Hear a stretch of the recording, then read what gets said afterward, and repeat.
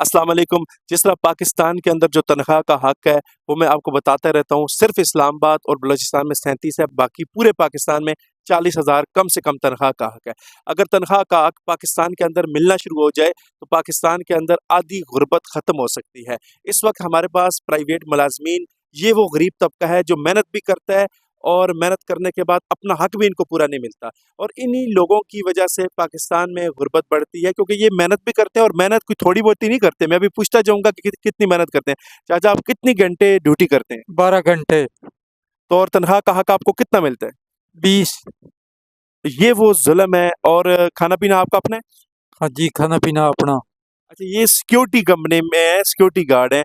आप बताएँ जी कि जो होटल में और जो आम जगह पे काम करने वाले आप जैसे लोग हैं या आप हैं, उनके साथ क्या ज़ुल्म हो रहा है? उनके साथ ऐसे जुल्म हो रहे, वो रोटी भी बैठ के नहीं खा सकते हैं सही करके। और 700 800 600 ये दिहाड़ी उनको मिलती है। 12-13 घंटे लगाते हैं।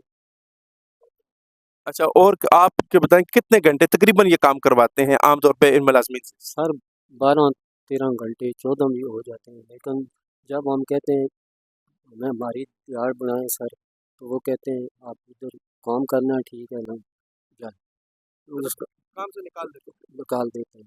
तो जब कहीं तो ऐसे हैं जो तनख्वाह भी पूरी नहीं देते हैं, कहते हैं नहीं है हमारे पास, क्या करें हम गरीब आदमी हैं। जो फिर इसलिए हमने अपना गाँव ये भी जब लेके आते हैं, बिके तो नहीं बिके, जब बिकेगा तो हमारे इसमें 5-6-8 बनेंगे। अच्छा, ये वो तबका है, ये वो पाकिस्तान के असल हालात हैं। अगर पाकिस्तान का असल जगह देखनी है, तो वो इन लोगों को देखें। यहाँ के डिप्टी कमिश्नर क्या कर रहे हैं? यहाँ के जो असिस्टेंट कमिश्नर हज़रात हैं, वो क्या कर रहे हैं? क्या उनको नज़र नहीं आती ये कंपनियाँ इर्द-गिर्द? और बहुत सारी कंपनियाँ तो अपने बाहर उन्होंने अपने टाउट बिठाए होते हैं, वो झूठ बोलते हैं। जब हम कोई चेक करने के लिए अगर वो सरकारी तौर पे बंदा चला भी जाए, तो वो उनको कहते हैं जी कि हमें तनख्वाह पूरी मिल रही है। ये गरीबों के हक़ के साथ नाइंसाफ़ी है। हुकूमत वक़्त को देखें, बुनियादी जो उजरत है ना, उसके ऊपर कोई हुकूमत वक़्त को कंप्रोमाइज़ नहीं करना चाहिए। ये वो हक़ है, इस हक़ में ये अपने बच्चे भी पढ़ाएँगे और इस हक़ में इन्होंने खाना भी खाना है, इस हक़ में इन्होंने ज़िंदगी भी जीनी है। तो इस मुल्क के अंदर आम बंदे का जीना इतना मुश्किल कर दिया गया है कि एक आम बंदे का जीना उसके लिए इस ज़िंदगी से बेहतर मैं समझता हूँ कि इस ज़िंदगी में ना उनके लिए कुछ सुकून नहीं है। ठीक है? तो इन हालात पे हम बात कर रहे हैं। आप बताइए जी कि ये जो आप थोड़े बहुत ये पैसे देते हैं, इसमें से आप कितना खर्चा करते हैं? मतलब अपने बच्चों को क्या देते हैं? घर वालों के तो मतलब किस तरह पूरा करते हैं आप लोग? अच्छा, ये वो हालात हैं जिस हवाले से आज हम आपके सामने बात कर रहे हैं कि पाकिस्तान में अगर किसी भी हुकूमत ने अगर कोई गुर्बत ख़त्म करनी है, तो बुनियादी जो तनख्वाह का रेट है, एक तो बुनियादी तनख्वाह का रेट भी बढ़ाएँ। कम अज़ कम जो कंपनीज़ हज़रात वाले हैं, वो 50,000 उनको तनख्वाह इस वक़्त उनको देनी चाहिए। लेकिन अगर वो 50,000 नहीं देते, लेकिन जो उन्होंने फ़िक्स किया हुआ है, वो तो तनख्वाह दिलवाएँ ना। चेक करने वाले आते हैं कोई? कोई भी नहीं मैंने देखा। जब जिधर भी मैं काम किया किसी ने भी चेक नहीं किया, तो उनको पता है इधर कोई आता ही नहीं है, तो इनको जैसे मर्जी आई। चेक करने के लिए हुकूमती कोई बंदा नहीं आया यहाँ पे? ये तो कोई बंदा नहीं आया।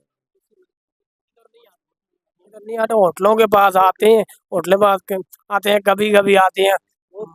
हाँ, लोग उसको रोटी खिला के उसको हाथ में हाथ में पैसे डाल के बस वो चले जाते हैं। उनको मुलाज़िम के बारे में क्या जो यहाँ पूछने वाले आते हैं, वो पैसे खा के चले जाते हैं? सर वो पूछते ही नहीं है, बस वो उनके अपने कर उनको डील करके वापस कर। अच्छा, ये बता रहे हैं जी कि अगर कोई चेक करने के लिए आ भी जाए ना, तो कंपनी वाले उनकी मुट्ठी में कुछ डाल देते हैं। आप बेहतर समझ सकते हैं कि मुट्ठी में वो क्या डालते हैं। वो डाल देते हैं जी, तो वो चेक कर चले जाते हैं। तो ये हालात तो देखें, जब हम पब्लिकली लोगों के हकूक़ देखना शुरू करेंगे ना, जब आप अवाम में निकलेंगे, मसाइल में निकलेंगे, फिर आपको पता चलेगा कि मसले कितने हैं। यहाँ पे पाकिस्तान में कोई भी तकरीबन 95% कंपनीज़ बुनियादी तनख्वाह का हक़ नहीं देती। जबकि कंपनियों को देखें तो अरबपति उनके खाते हैं, अरबों में उनके बिज़नेस हैं, अरबों-खरबों में वो कमाते हैं।